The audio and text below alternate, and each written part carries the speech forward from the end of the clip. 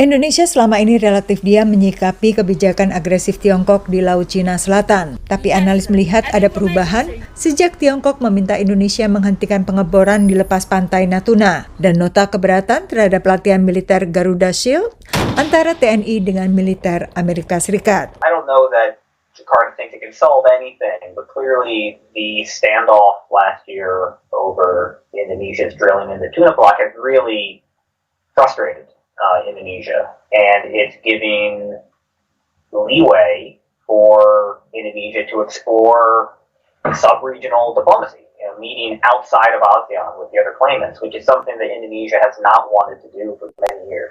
Analis merespon positif rencana pertemuan Indonesia pada Februari dengan 5 sesama negara ASEAN yang terdampak langsung kebijakan agresif Tiongkok di Laut Cina Selatan. Even the claims to the waters where the EEZ generated by the Natuna Islands overlaps with China's 9-dash line claim.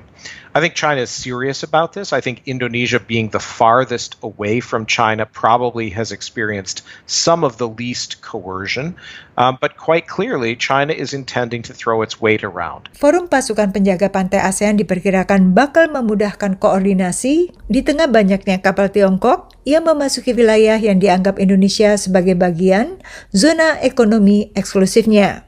Merangkul sesama negara ASEAN dan juga meningkatkan kapabilitas militer lewat pelatihan dengan Amerika Serikat di tengah kebijakan Tiongkok yang semakin agresif di kawasan Indo-Pasifik, langkah Indonesia ini mendapat respon positif dari analis dan juga dari pemerintah Amerika Serikat yang sedang memperkuat kerjasama dengan negara-negara besar di kawasan yang sama.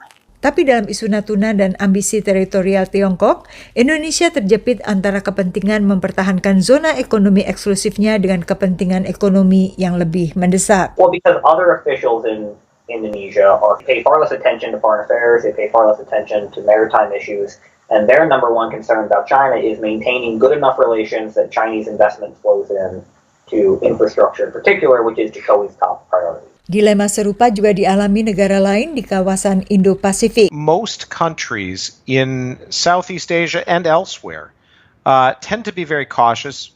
Because China's material capabilities are so overmatched for most countries, I think they tend to pick their fights and they tend to stand up for themselves when it's a really core issue.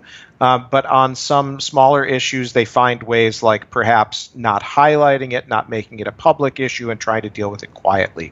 Tapi analis menilai bila negara seperti Filipina dan Vietnam bisa tegas menghadapi pemerintah di Beijing, di saat negara tersebut berbatasan langsung dengan Tiongkok, Indonesia yang relatif lebih jauh mestinya bisa juga bersikap lebih tegas, apalagi dengan nilai ekonominya sebagai pasar lebih besar bagi produk Tiongkok. Dari Alexandria, Virginia, Yuni Salim, dan tim VOA.